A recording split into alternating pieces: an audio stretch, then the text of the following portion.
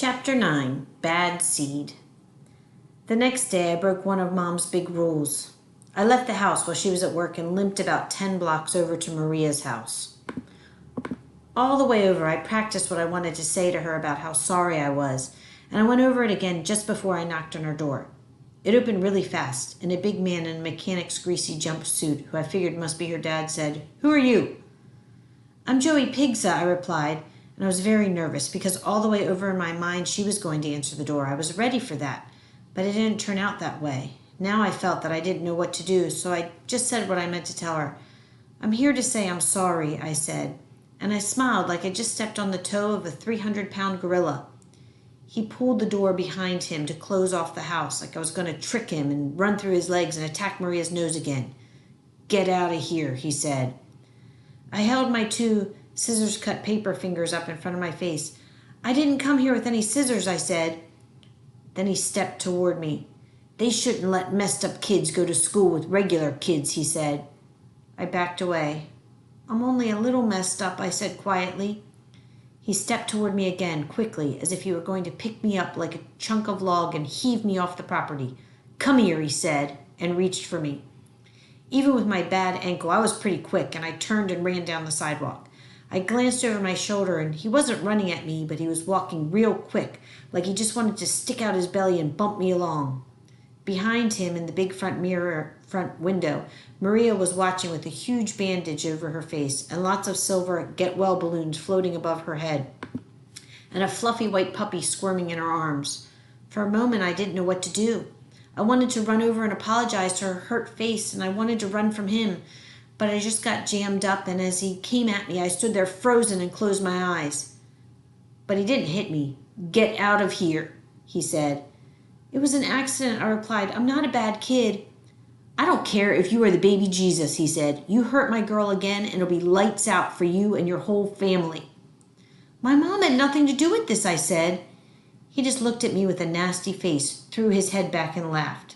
"Your mom had everything to do with this." "That's a lie," I said. "She wasn't even there." By then I was so mad at him for talking bad about my mom, I was no longer afraid. "My mom is not the problem," I shot back at him. "I am." And I surprised him with that because he didn't know what to do next. But I did. I put my hands on my hips, turned, and walked off with my chin held high.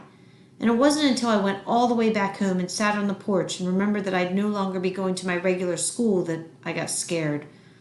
I'd be somewhere else, with a lot of strange kids and teachers, and I have to tell you that all of this worried me so much. I went inside the house and I tried to find my meds because I wanted to take a bunch of them and return myself to normal. But it was also one of Mom's rules to bring them to work with her, and she didn't break her own rules. So I just crawled up into the big lazy boy chair and stared at the photograph of me being very still and gave myself a timeout.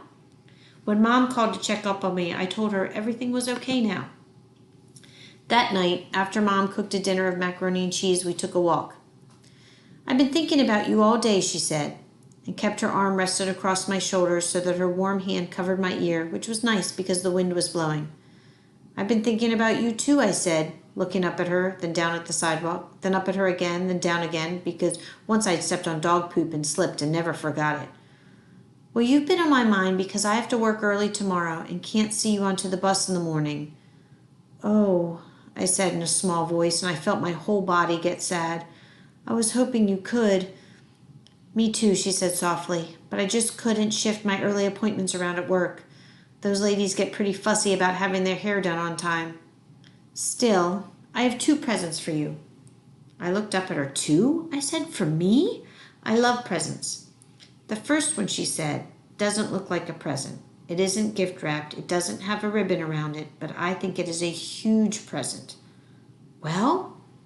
We stopped walking and stood still, and she stared down at me and cupped my chin in her hand. "My first present," she said very seriously, "is good advice. I want you to remember something that has always helped me. Whenever you think of something bad, you have to quick think of something good. And you can never, never think of 3 things bad in a row, or else you would just feel awful." "Okay," I said, wishing there was more to the present than advice, something more I could hold in my hands. "I mean it," she said, because she knew I wasn't listening as seriously as she was talking. Does that mean if I have a good thought, then I have to think of something bad? I asked, turning it all around. No, she replied. You can think of all the good thoughts in a row you want. Okay, now what's my second present? I asked, because the thrill of the first one had worn off quickly.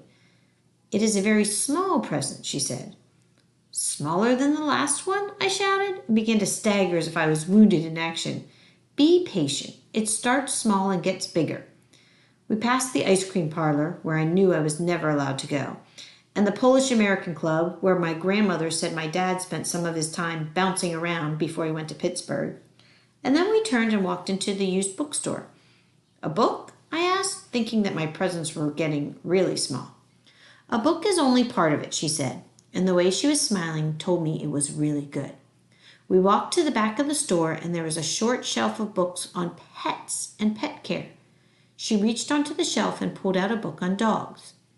Joey, if you do really well in special ed, she said, you can get a dog. And I was beaming inside. I had always wanted a dog. A little dog that looked just like me. A Joey dog. A nice springy dog. A good dog. I had told Grandma I wanted one, but she said having a dog in the house would be just like having two of me. But now I flipped through the book with a huge smile on my face. There were about 1,000,000 dogs to choose from, but I knew which one was for me. A Chihuahua. Thanks, I said. I'm not thinking bad thoughts. She knelt down and kissed me on the forehead. You better not be, she replied. Your luck is changing. From now on, you will be known as Joey Pigza, the lucky boy with his own dog.